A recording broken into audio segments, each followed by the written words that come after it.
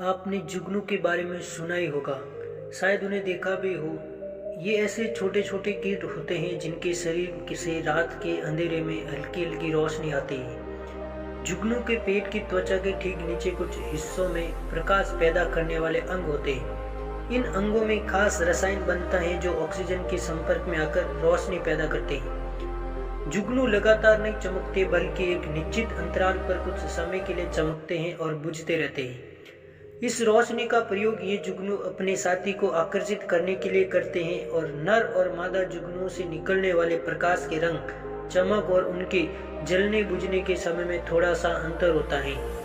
इन्हीं के आधार पर वे दूसरे से भी एक दूसरे को पहचान लेते हैं। इसके अलावा इनके शरीर का यह प्रकाश स्वयं को दूसरे कीट भक्षियों से बचाने और अपना भोजन खोजने में भी मदद करते हैं। लेकिन आखिर सवाल ये उठता है कि इनके शरीर के अंदर ये चमक क्यों पैदा होती है और ये कैसे पैदा होती है। इसका पता सन 1794 में इतालवी वैज्ञानिक स्पेनजानी ने यह साबित किया कि जीवों में प्रकाश उनके शरीर में होने वाली रासायनिक क्रियाओं के कारण पैदा होते हैं और ये रासायनिक क्रियाएं मुख्य रूप से पाचन संबंधी होती हैं। इन रासायनिक क्रियाओं की वजह से खास तौर पर लूसीफेरस और लूसीफेरिन नामक प्रोटीन का निर्माण होता है। लेकिन रोशनी तभी पैदा होती है जब इन पदार्थों का ऑक्सीजन से संपर्क होता है। ऑक्सीजन के साथ मिलने से लूसीफेरिन ऑक्सीकृत होकर चमक पैदा करने लगता है। जुगनुओं का ये प्रकाश पीला, हरा, लाल या मिश्रित आदि हो सकता है। वैसे प्रकृति में जुगनू की तरह चमकने वाले कई और भी जीव मौजूद हैं। रोशनी पैदा करने वाले जीवों की करीब 1000 प्रजातियां खोजी जा चुकी हैं। इनमें से कुछ पृथ्वी के ऊपर पाई जाती हैं तो कुछ समुद्र की गहराइयों में।